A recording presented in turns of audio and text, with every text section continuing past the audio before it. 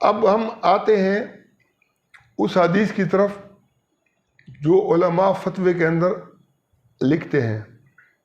وہ کیا ہے؟ رفاع القرظی کی بیوی. پہلی بات یہ ہے کہ عرب کے اندر جو کنیت ہے نا، جیسے ام رباب،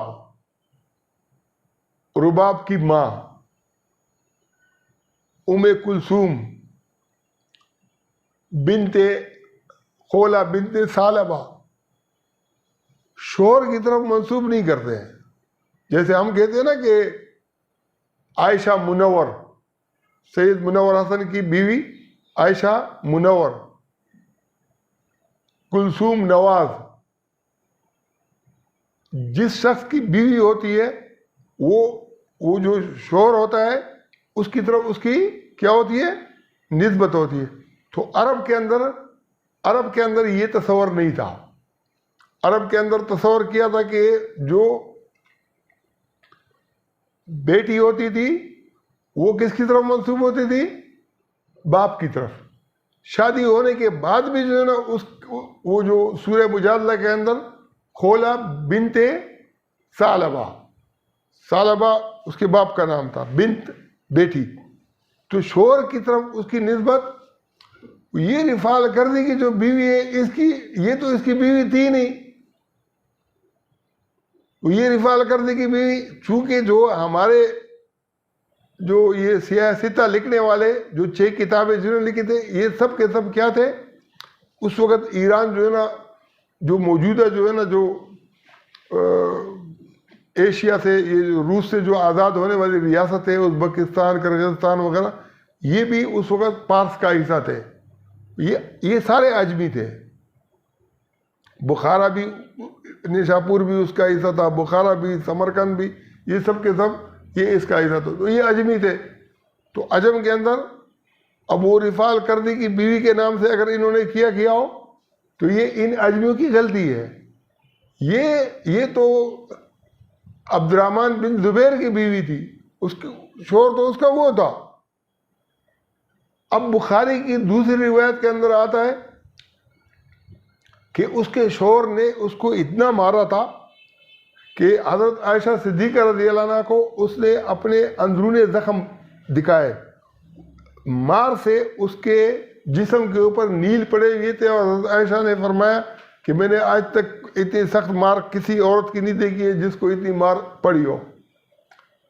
اب مسئلہ یہ کہ اس عورت کو مار پڑی تھی، اور اس دوسری روایت کے اندر یہ کہ اس کا شوہر آیا، اس نے کہا کہ یہ جھوٹ کہتی ہے، میں نامرد نہیں ہوں، میرے اندر مردانی ہے اور میرے مردانگی کی وجہ سے اس کی چمڑی ادھیڑتا ہوں. یہ بخاری کی دوسری روایت کے الفاظ ہیں. اب اگر ایک روایت کو آپ دیکھو اور دوسرے کو نہ دیکھو تو معاملہ سمجھ میں آئے گا.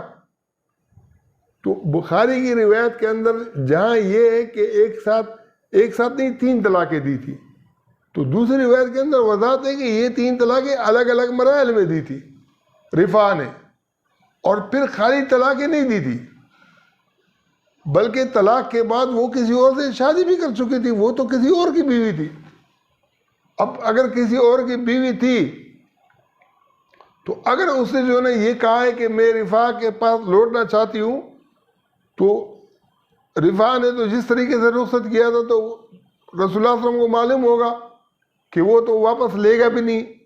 اور وہاں سے جو ہے نا اگر اس کو مار پیٹ کے نکالا ہو یا اب دوسری جگہ شادی ہو، تو اس کے اندر پہلی ترجیح یہ ہے کہ مار پر آپ پابندی لگا دو، میاں بیوی میں صلح کرا دو، تاکہ جو نا ان کا جو نا گھر خراب نہ ہو. تو نبی علیہ السلام نے اگر ان کو یہ کہا ہے کہ ایک دوسرے کا مزہ چکھ لو، مزہ تو انہوں نے چکھا ہوا تھا.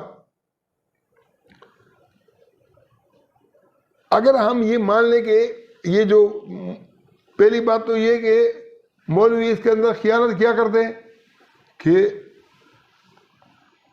وہ ایک ساتھ 3 طلاق کی بات نہیں تھی اور یہ ایک ساتھ 3 کے اوپر فتویٰ دیتے ہیں. اس نے دوسری جگہ شادی کی تھی، یہ کہتے ہیں کہ تم جو ہے نا اپنے شوہر کو چھوڑ کر دوسری جگہ پہلے شادی کرو، پھر اللہ اس کا اس سے تعلق نہیں. تیسری بات یہ ہے کہ اس کے اندر اگر اسی حدیث کے مطابق وہ شخص نہ مرتا تو وہ تو حلالہ کرنے کی صلاحیت رکھتا نہیں تھا. وہ یہ جو نا یہ حدیث کو قرآن کے خلاف انہوں نے جو بنایا ہے وہ بنتا نہیں ہے. اگر یہ دوسری جگہ شادی نہ کرتی تو پھر تو ان کا آپس میں صلح کرانے میں حرج نہیں تھا. لیکن جب اسے دوسری جگہ شادی کی تو اب جہاں اس کی شادی ہوئی ہے پہلے ان کی آپس میں بننی چاہیے.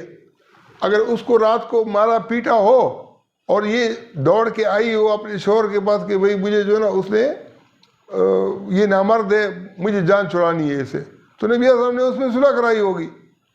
تو یہ اس کے خلاف نہیں ہے. جو قرآن کے اندر جو معاملات ہیں یہ اس کے خلاف نہیں ہے, نہ یہ حلالے کے لیے بنیاد ہے جو انہوں نے بنایا ہے.